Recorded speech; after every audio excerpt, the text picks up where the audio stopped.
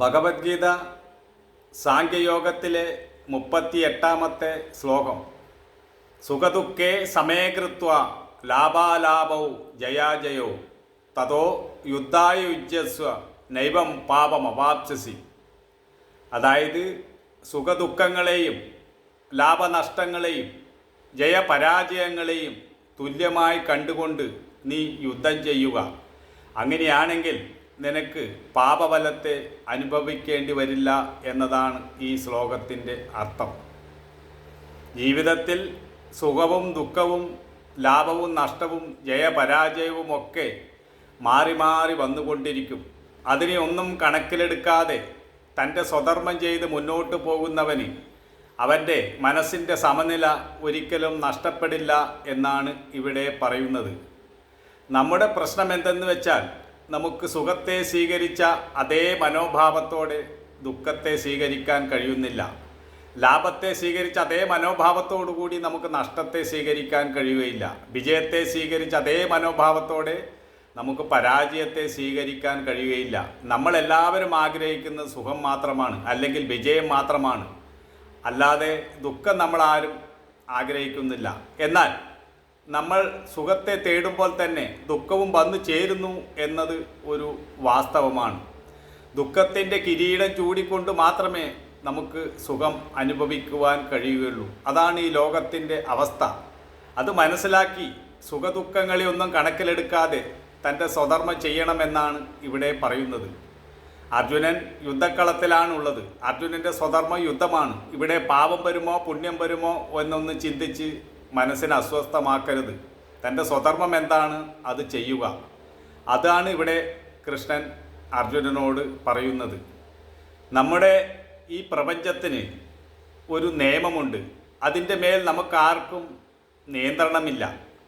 അതതിൻ്റെ വഴിക്ക് തന്നെ നടന്നുകൊണ്ടിരിക്കുകയാണ്. പക്ഷേ ഈ പ്രപഞ്ചത്തോട് നമ്മൾ ഇടപെടുമ്പോൾ നമ്മുടെ മനസ്സിനെ നിയന്ത്രിച്ചു കൊണ്ട് മുന്നോട്ട് പോവുകയാണെങ്കിൽ, വിവേകപൂർവ്വം മുന്നോട്ട് പോവുകയാണെങ്കിൽ നമ്മുടെ സമാധാനം നഷ്ടപ്പെടില്ല. എന്തുകൊണ്ടെന്നാൽ ഈ ലോകത്ത് നടക്കുന്ന കാര്യങ്ങളൊന്നും നമ്മുടെ നിയന്ത്രണത്തിലല്ല. അതുകൊണ്ട് ഇന്ന രീതിയിൽ കാര്യങ്ങൾ നടക്കണമെന്ന് തീരുമാനിക്കുവാനും നമുക്കാവില്ല. വരുന്നതിനെ സ്വീകരിക്കുവാനേ നമുക്ക് കഴിയുള്ളൂ.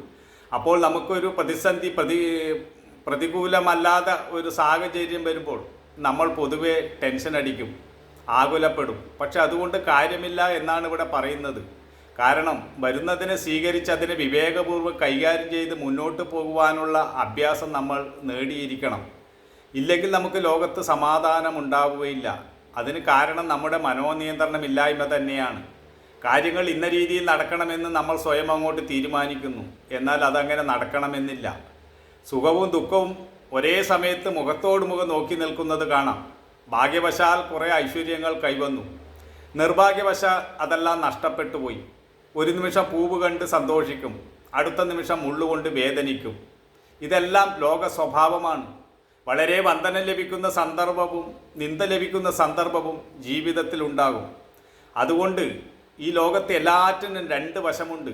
സുഖമുണ്ടോ ദുഃഖമുണ്ട്, ജയമുണ്ടോ പരാജയമുണ്ട്, ഏറ്റത്തിന് ഇറക്കമുണ്ട്, ഇരുട്ടിന് വെളിച്ചമുണ്ട്, കുന്നിന് കുഴിയുണ്ട്. ഇങ്ങനെ എല്ലാത്തിലും ഒരു ദ്വന്ദ്വഭാവം ഈ പ്രപഞ്ചത്തിലുണ്ട്. ഇവിടെയെല്ലാം ഒരു സമഭാവന കൈവരിക്കുക, ഒരു സമത്വ ബുദ്ധി കൈവരിക്കുക, അതുമാത്രമാണ് സമാധാനത്തിനുള്ള വഴി എന്നാണ് ഇവിടെ പറയുന്നത്.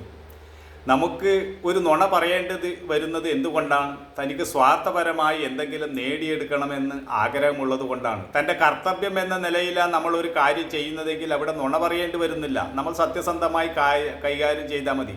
പക്ഷെ നമുക്ക് എന്തെങ്കിലും ലാഭേച്ഛ ഉണ്ടാക്കാൻ വേണ്ടി ശ്രമിക്കുമ്പോഴാണ് ഒരു അഴിമതി നടത്തേണ്ടി വരുന്നത്, അല്ലെങ്കിൽ ഒരു കള്ളത്തരം ചെയ്യേണ്ടി വരുന്നത്.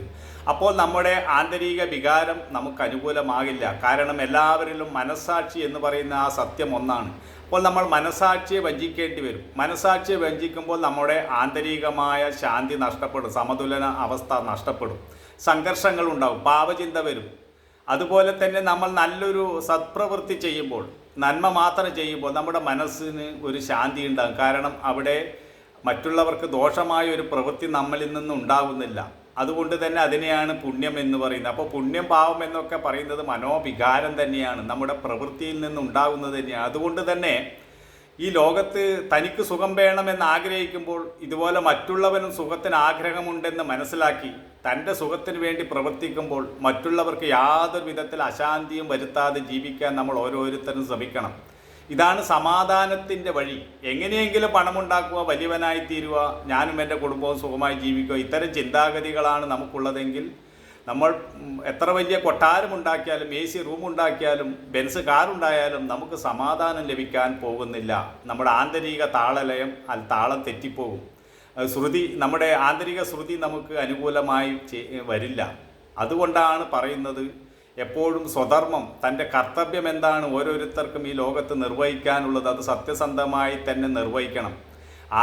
ഒരു ഉന്നതനായ ഒരു ഉദ്യോഗസ്ഥൻ തൻ്റെ കർത്തവ്യം നിർവഹിക്കുന്നതിൽ വീഴ്ച വരുത്തിയാൽ, ഏതെങ്കിലും ആളുകളുടെ സ്വാധീനത്തിൽപ്പെട്ട് ഒരു നീതി നടപ്പിലാക്കാതിരുന്നാൽ അയാളുടെ ആന്തരികമായ മനോഭാവം സംഘർഷഭരിതമായി തീരും. കാരണം അയാൾ നിഷ്പക്ഷമായി ഒരു തീരുമാനമെടുത്തില്ല.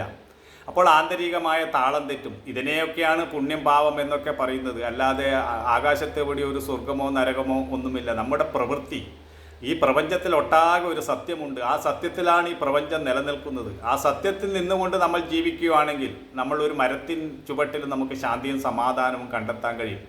ഇവിടെ അർജുനൻ ഈ യുദ്ധക്കളത്തിൽ വരേണ്ടി വന്നത് സൂചി കൊണ്ട് കുത്താനുള്ള സ്ഥലം പോലും വിട്ടുതരില്ല എന്ന ദുര്യോധനൻ്റെ സ്വാർത്ഥപരമായ ഇടപെടലാണ്. അങ്ങനെയാണ് യുദ്ധക്കളത്തിൽ എത്തിയിട്ടുള്ളത്. അങ്ങനെ എത്തിയിട്ടുള്ള യുദ്ധക്കളത്തിൽ വെച്ച് പുണ്യപാപത്തെക്കുറിച്ചൊന്നും ചിന്തിച്ചിട്ട് വെറുതെ മനസ്സിനെ അസ്വസ്ഥമാക്കണ്ട. നിന്റെ കർത്തവ്യം എന്താണെന്ന് വെച്ചാൽ അത് ചെയ്യൂ. വെറുതെ സമാധാനം നഷ്ടപ്പെടേണ്ട എന്നാണ് ഇവിടെ കൃഷ്ണൻ അർജുനനോട് പറയുന്നത്. കാരണം ഇനി ഇവിടെ നിന്ന് ഓടി രക്ഷപ്പെടാൻ ശ്രമിച്ചാലും സമാധാനം കിട്ടാൻ പോകുന്നില്ല. കാരണം ആ സിറ്റുവേഷൻ ആ നിലയിൽ വന്ന് പെട്ടിരിക്കുകയാണ്. ഇവിടെ ഇനി വിവേകപൂർവ്വം മുന്നോട്ട് പോവുക എന്നത് മാത്രമാണ് അർജുനൻ്റെ മുന്നിലുള്ള ഒരേ ഒരു ഉപാധി. കാരണം ഇവിടെ അർജുനൻ്റെ ഭാഗത്ത് അർജുനൻ യുദ്ധത്തിനാരെയും വെല്ലുവിളിച്ചിട്ടില്ല. യുദ്ധം ചെയ്യാനുള്ള സാഹചര്യം ഉണ്ടായത് ദുര്യോധനൻ്റെ ഭാഗത്തു നിന്നാണ്. ആ ദുര്യോധനന് യുദ്ധക്കളത്തിൽ നിൽക്കുന്നതിനും യുദ്ധം ചെയ്യുന്നതിനും യാതൊരു പാപചിന്തയൊന്നുമില്ല.